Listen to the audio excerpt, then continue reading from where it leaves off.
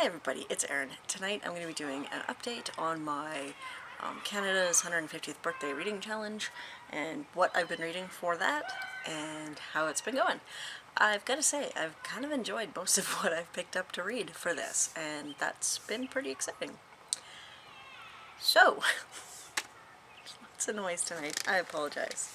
I'm going to start with the poetry, because when I did my TBR for this, I hadn't really picked out a book of Canadian poetry to read for this, and I went to the library and I found one. Actually found two. So I found The Corral Bars Are Down by Wendy Vaughan, which is a book of Canadian cowboy poetry, and I found Calling Down the Sky by Rosanna Deerchild, which is Indigenous author poetry. And so I've read both of those. This one I thought was so much better, like so good. I shouldn't say so much better. It's so much different than the cowboy poetry. It was amazing. So it's a very short book of poetry. It's like 80 pages of poetry about residential schools in Canada. And there's a lot of pain, there's a lot of anger, there's a lot of emotion in these poems, and I thought it was just really, really well done. And then I read, like I said, Corral Bars Are Down by Wendy Vaughan. It was okay. I enjoyed it, but yeah, it was just okay. And I feel bad saying that because, like, I should like this. I should have liked this, and it just didn't work for me at the time I was reading it. So that was kind of too bad. And then moving on from there, I don't remember all of my challenges, but I'll talk about the books I've been reading. One of the books was A Door in the River, which is the third Hazel Micallef mystery by Inger Ash Wolf. Now, these books are set in Ontario, and Hazel is a police detective, I believe with the Ontario Provincial Police, and in this one she is investigating some disappearances and crimes that are happening, and a murder, actually, that happened on a nearby Indian reserve. So, look at that, Indigenous people again being represented. It was interesting. It was a really good book, but it's really hard to talk about without giving away the plot, and giving away the first couple books. But Hazel is definitely a very independent police officer. Things are happening that she's not happy with, and I think a lot of what she does through the books is an effort to ignore what's happening in the hierarchy around her. So there's that. I'm gonna have a visit from Hank. Hi, buddy. So next I read, I don't know why there's paper in this. Next I read The Break, which is by Katharina Vermette. It's another Indigenous book, well, she's a Métis author, and it's about Métis women in Winnipeg. This book is heartbreaking. It's so terrifyingly sad. Horrifyingly sad. It's just, like, I cried. And I don't really cry much. So I thought that this book was just, it's hard to talk about because it's really hard to be who I am in Canada, and I feel like I have any right to comment on a book like this. But I gave it 5 stars. I loved it. Thought it was really well written, and it's a story that everyone should read. So there's that. I am completely, though, loving the Indigenous authors.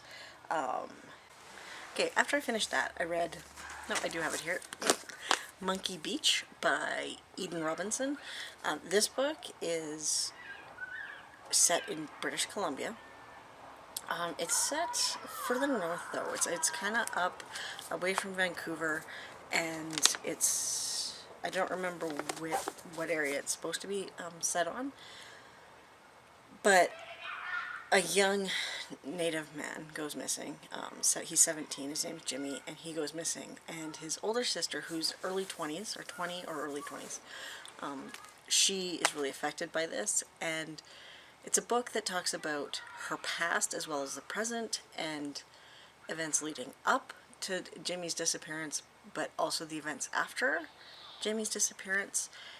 And the timelines kind of weave together, and you learn a lot about, I think it's Lisa Marie and her family before Jimmy disappears.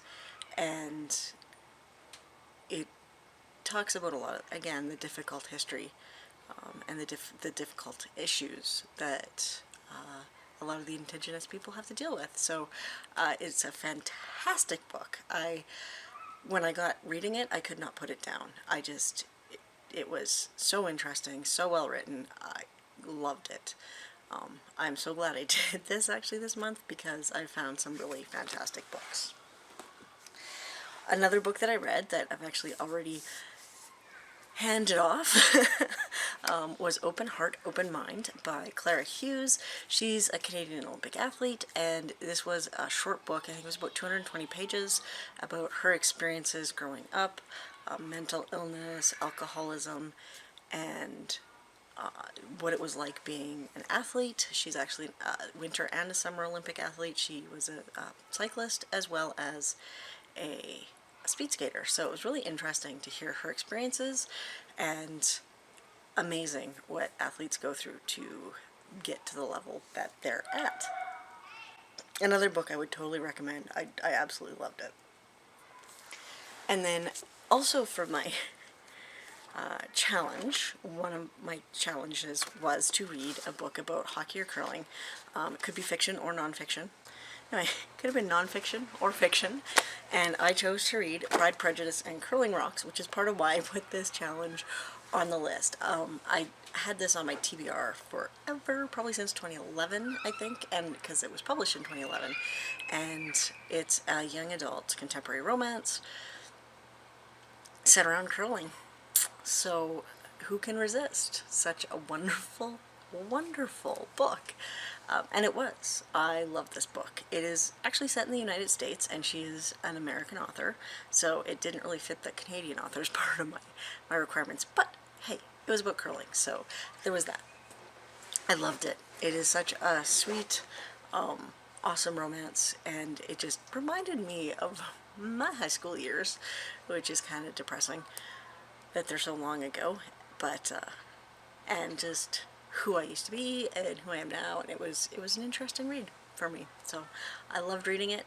I have no idea what I'm going to do with this. It's an independent, or it's not independent, it's a self-published author. I'm probably going to keep it on my shelf to read it again because I liked it that much. So, and now I am currently reading Glass Houses by Louise Penny. I actually have a review copy of it from NetGalley that I requested and was granted, so that was pretty awesome. I'm getting through it. It's published in August. I think it's August 27th that I think it's August 27th that Glass Houses will be published. Let me get organized again. Okay, so in addition to that, I had planned to read Indian Horse by Richard Wagamese. That's probably not going to happen because I forgot to actually request it from my library, and there are no copies of it currently available at my library. They're all out, so that's not going to happen.